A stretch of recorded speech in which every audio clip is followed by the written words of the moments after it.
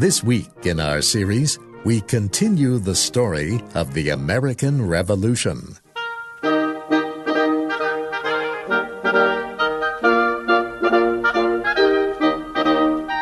The year was 1775. Colonists in Massachusetts had fought battles with British troops in the towns of Lexington and Concord. War had not been declared, but citizen soldiers in each of the 13 American colonies were ready to fight. Who was going to organize the colonists into an army? This was the first question that faced the Second Continental Congress when delegates met in May in Philadelphia, Pennsylvania.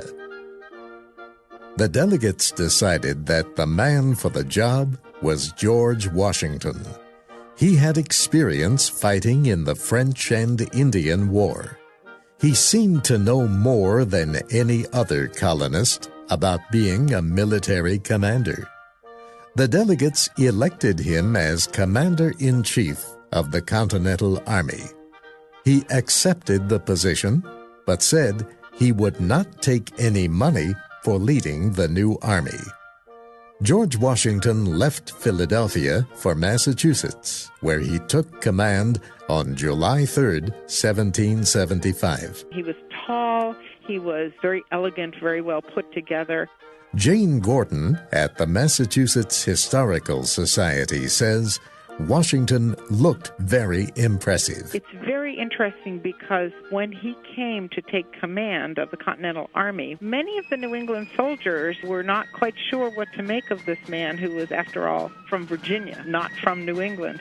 Washington won them over. His conduct, his grace, I think his discipline was extremely important.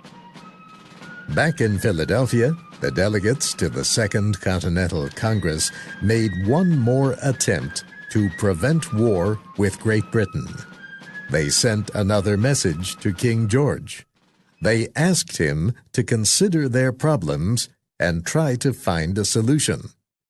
The king would not even read the message.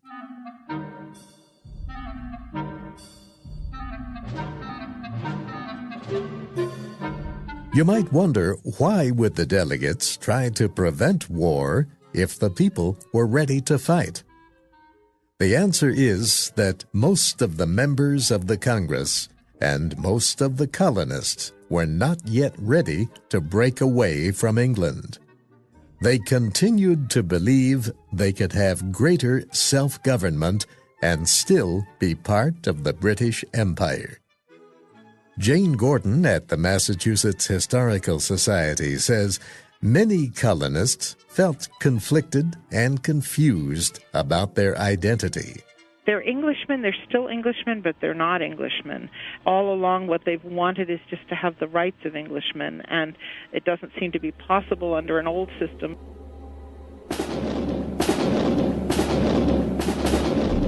A major battle took place in June of 1775, just 2 days after the delegates in Philadelphia chose George Washington as commander.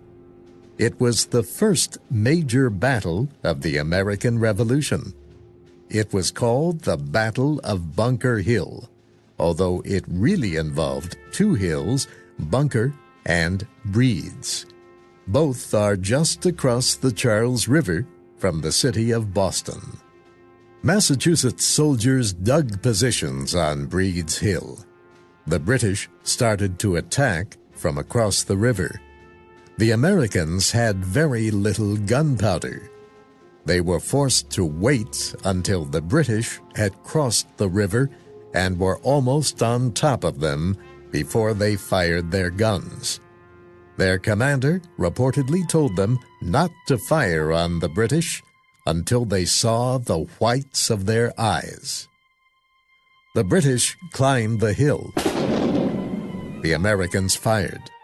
A second group of British soldiers climbed the hill. The Americans fired again. The third time, the British reached the top, but the Americans were gone. They had left because they had no more gunpowder.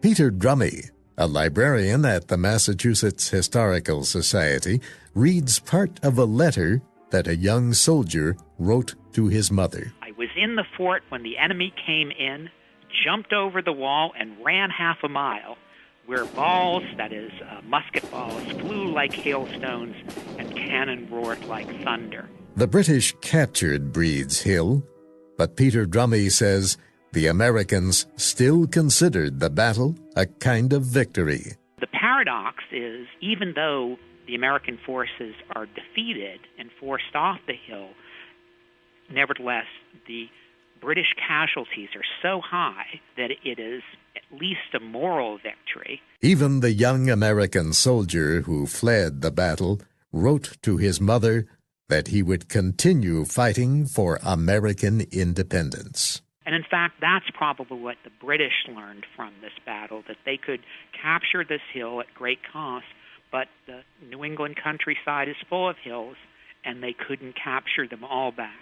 That battle also reduced whatever hope was left for a negotiated settlement. King George declared the colonies to be in open rebellion. The American colonists fought several battles against British troops in 1775. Yet the colonists were still not ready to declare war. Then, the following year, the British decided to use Hessian soldiers to fight against the colonists. Hessians were mostly German mercenaries who fought for anyone who paid them. The colonists feared these soldiers and hated the British for using them. In January of 1776, Thomas Paine published a document that strongly influenced the colonists. He named the pamphlet Common Sense. It attacked King George as well as the idea of a monarchy, a government led by a king or queen. The pamphlet called for independence. About 150,000 copies of Common Sense were sold in the colonies. Everyone talked about it. As a result, the Second Continental Congress began to act. It opened American ports to foreign shipping. It urged colonists to establish state governments and to write constitutions. On June 7, 1776, Virginia delegate Richard Henry Lee proposed a resolution for independence. The resolution was not approved immediately. Declaring independence was an extremely serious step. Signing such a document would make the delegates traitors to Britain. They would be killed if captured by the British. The delegates wanted the world to understand what they were doing and why, so they appointed a committee to write a document giving the reasons for their actions. One member of this committee was Thomas Jefferson of Virginia. He had already written a report criticizing the monarchy, so the other committee members asked him to write the new document. They said he was the best writer in the group. They were right. Jefferson was 33 years old. It took him 17 days to write the document. The Second Continental Congress approved it on July 4, 1776. It was America's Declaration of Independence. Historian Gordon Wood at Brown University says the Declaration was a message to the world. They are trying to, I think, signal to the world, we are a new nation, we've broken away from this other nation. We're a separate nation, and we want recognition of our independence. The Declaration of Independence begins with these words. When in the course of human events it becomes necessary for one people to dissolve the political bands which have connected them with another, and to assume among the powers of the earth the separate and equal station to which the laws of nature and of nature's God entitle them, a decent respect to the opinions of mankind requires that they should declare the causes which impel them to the separation. The Declaration goes on to say, "We hold these truths to be self-evident, that all men are created equal, that they are endowed by their Creator with certain unalienable rights, that among these are life, liberty, and the pursuit of happiness, that to secure these rights, governments are instituted among men, deriving their just powers from the consent of the governed, that whenever any form of government becomes destructive of these ends, it is the right of the people to alter or to abolish it, and to institute new government." The British believed that the Americans were violating British law. Jefferson argued that the British treatment of the American colonies violated the natural laws of God. This idea of natural law had been expressed by British and French philosophers more than 100 years earlier.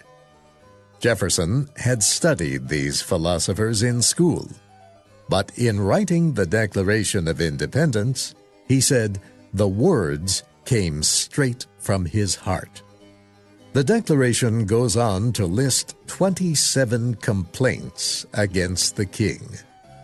There are complaints against taxes without the consent of the colonists, and against the presence of British troops in the colonies. After the list, Jefferson went on to write this statement: "That these united colonies are and of right ought to be free and independent states, that they are absolved from all allegiance to the British Crown, and that all political connection between them and the state of Great Britain is and ought to be totally dissolved, and that as free and independent states they have the full power to levy war, conduct peace, contract alliances, establish commerce, and do all other acts and things which independent states may of right do." Jefferson concluded the Declaration with a line that was meant to persuade the delegates to support the most serious step, revolution. And for the support of this declaration, with the firm reliance on the protection of divine providence, we mutually pledge to each other our lives, our fortunes, and our sacred honor. Delegates to the Continental Congress approved and signed the Declaration of Independence on July 4th, 1776. The new country, called the United States of America, was at war with Britain. Yet not everyone in the former colonies agreed on the decision. That will be our story next week.